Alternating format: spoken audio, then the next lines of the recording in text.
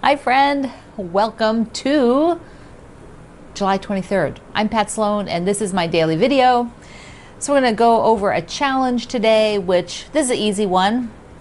I say that sometimes, right? You don't have to do too much. It's just sort of share something. So what it is I want to know what kind of classes you've taken. Yeah, have you taken one with me even in the past? But there's also, I want to tie this into a question that I got from Lori. And Lori had asked who had taught me to teach, and maybe who was one of the people I took a class with that sort of changed things or was important to what I do, or made an impact. Maybe that's a better word, made an impact on me. So first, I'll tell you my story. Then today, your challenge is tell me a bit about your story, about your quilt story. So I learned to quilt in a quilt shop. My friend Gwen told me I should learn to quilt, and I didn't think so. I'm not cutting up all that little stuff and putting it back together. I'd already done a quilt years ago, bedspread is what I called it. But I went with Gwen, who went to a little quilt shop, and so I signed up for the class, and I was taught by the local teacher who taught beginning quilting there. And all of our beginning quilting classes were done by hand. You cut out the cardboard templates and all that, even though we had sewing machines. They'd been invented. There were rotary cutters, all of that. But to teach, she did everything by hand, which I'm so grateful for. It gave me a massive amount of skills. What I found is that I did enjoy the process of being in a classroom, so I ended up taking a lot of classes from this teacher, and then later on through the years I've also taken many more classes. Probably one of the most impactful workshops that I took was through my guild. So in Northern Virginia here we have sort of a mega guild because we're a very highly populated area. So there are chapters, there are like sort of local chapters, for you can get to and during rush hour, pretty much. And then there's 12 of those, I think it's 12 or 13 of those chapters all come up to an umbrella unit. And so this bigger unit hosts events that all the chapters can take advantage of, like the quilt show, and often maybe a bus tour, or they hosted teachers. So way back I'd only been quilting a couple of years, and I pretty much was looking for something different. I was not really that keen on regular patchwork. It was okay, but everything here was super traditional colors. And so what happened was our guild was having in a contemporary quilt maker, Nancy Crow. And so I went and looked her up. We had the internet by then, so I could look her up on the internet. It wasn't easy to look her up on the internet. The internet was very much in its infancy, but I could get a little bit of information. But the other cool thing was that Nancy was having her first one-woman quilt show at the Renwick Gallery, which is the Smithsonian in downtown in DC. And I live near there, so Greg and I went down, and when I walked in and saw that Nancy's work was not traditional whatsoever, I'll link down to her. You can go see her work. She is a contemporary quilt maker. Her style nowadays would probably be called improvisational, but we didn't use that word then. That wasn't used for quilt making. It was used in jazz and other things, but not for quilters back then. But that's the style that she had. And so I took this 4-day workshop. You went and you signed up for 4 full days, and it was sort of life-changing because I learned how to work in an entirely different way making quilts. I'm not a super structured person. I do that a lot, but if I were left to my own devices, I'd probably create many more things that were more unstructured. So that's what I've done over the years. You'll see those roll in and out of my work, mostly from my personal things, but I have taught workshops on doing unstructured quilt making. So those are the kind of classes that have been impactful for me. So I want to hear about yours. That's our challenge today. Okay, a couple other things for our Thursday. It is jelly roll or jelly snowflake. There we go. Using a jelly roll, the jelly snowflake. And today is my day on the tour. Every day you've been going to somebody else, and today is my part.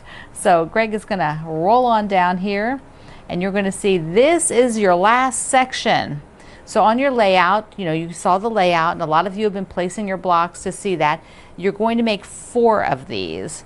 Now, next Thursday, we will give you the official format and layout, because as you can tell, there's a square that's in this middle down here to connect everything.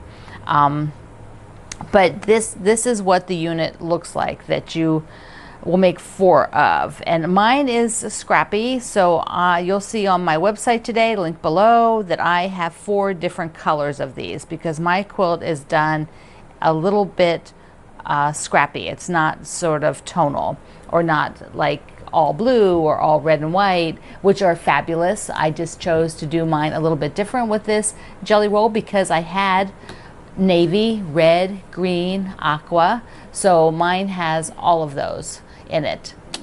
It is so cute. It's not quilted, as you can tell, and it won't be for next Thursday, but I will eventually get it quilted. It's super cute. My friend Sue sewed it for me, since I can't do that right now. Okay, speaking on fabrics and colors, I want to show you some new fabric I got in, which is in my first favorite color. I think sometime we should do a challenge on that, our first favorite color. So yellow is my first favorite color. When I was a kid, I wanted a yellow bedroom. I right now have a yellow hallway upstairs, screaming bright yellow. And so this is the Sew Sampler from, the Sew Colorful Fat Quarter Bundle Club. There you go, from the Fat Quarter Shop. And so it's each month is a different colorway. Yellow, I am very excited. Greg's going to sort of pull them back for you.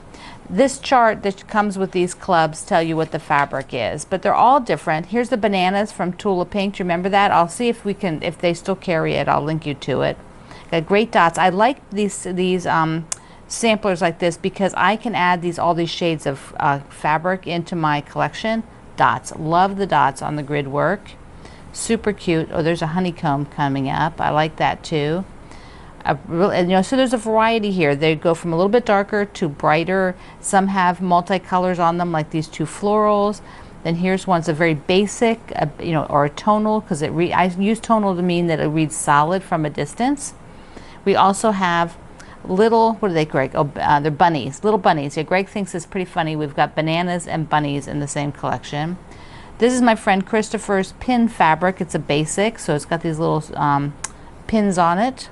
And we've got one more.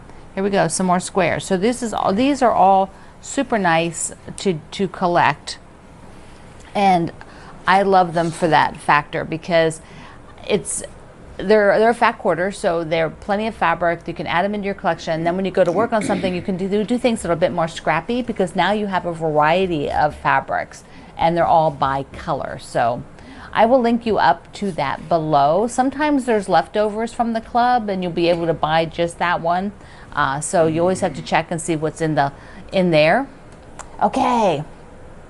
Now today's Thursday, yeah, tomorrow's Friday, and that is the morning mug kicks off, the table runner that we're going to do. So we've got it just draped on the machine here. So here's the table runner, and you can see the little picture on here. Comes in this kit, and so if you have ordered your kit and gotten it, we will be doing, scroll back out a bit, Greg. We'll be doing, I have them split up into sections, like, I forget how many I had each day, but we'll be making several of the mugs a week, and then we'll go for like 4 weeks. And then you'll have this super cute table runner, and it has a rick rack. See the rick rack in there? You can maybe get in there a little bit closer, Greg, on that. And this rick rack comes in the kit. So look how cute that is. Yeah, I love it. So we will kick off on Friday with that. Plus on Friday, I will have a few other things just listed, sort of a recap of things for you on that blog post for Friday. Yes. Okay. Last thing, reminder of the vintage, what is it? Bring home the Christmas tree. Yeah, so we're going to do the bring home the Christmas tree. That is coming up too. Okay, my brain's not working so good here. Thank you for being here, listening through this.